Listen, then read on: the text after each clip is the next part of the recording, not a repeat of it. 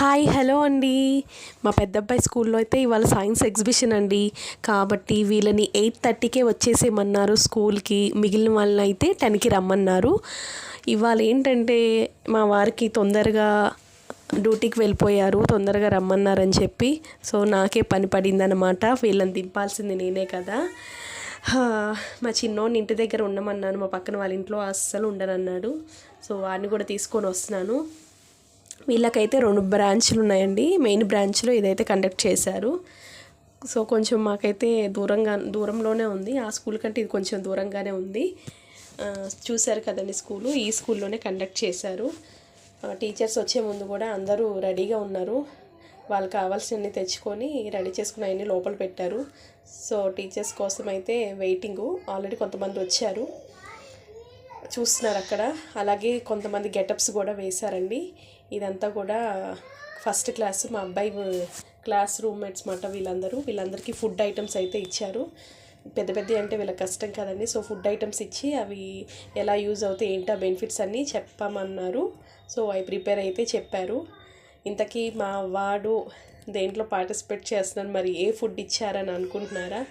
So ఇప్పుడైతే video వస్తుందండి, వాడైతే ఎక్స్ప్లెయిన్ చేస్తాడు, చూడండి.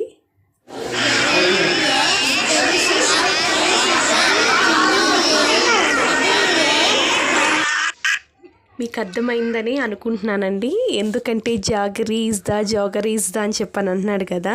వాళ్ళకి కాదండి, మా అబ్బాయికి అయితే తేనె బెల్లం గురించి అయితే ఎక్స్ప్లెయిన్ చేయమని చెప్పారు. దాని గురించి అయితే చెప్పాడు. మొత్తానికైతే అది 5 లైన్స్ అయితే ఉంది.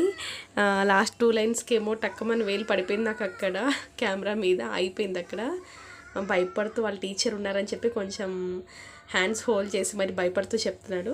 పర్లేదు, బాగానే చెప్పాడు. ప్రిపేర్ అయ్యాడు కదా. మనకి ఈజీగానున్నా అది మాత్రం వాళ్ళకి కష్టంగానే ఉంటుందండి. కానీ భయపడకుండా చెప్పాడు కదా, ఓకే, నాట్ బ్యాడ్ అనిపించింది. సో మా వీడియో అయితే ఇదేనండి. ఫస్ట్ టైం కనుక చూస్తున్నట్లయితే please like, share, subscribe. And ఇక్కడ ఏంటంటే మాకు వచ్చేదాలో ఒక చిన్న పార్క్ అయితే ఉందండి.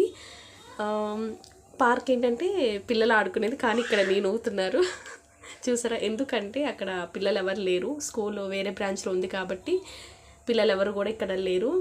ఇద్దరు ఉన్నట్టున్నారండి పిల్లలంతే. మా అబ్బాయి కూడా పదమ్మ ఆడుకుందాం అని అన్నాడని చెప్పి తీసుకెళ్ళానండి. అలా అయితే ఇవాళ మా పిల్లల్ని స్కూల్కి తీసుకెళ్ళడం జరిగింది. మరొక వీడియోతో మీ ముందుకు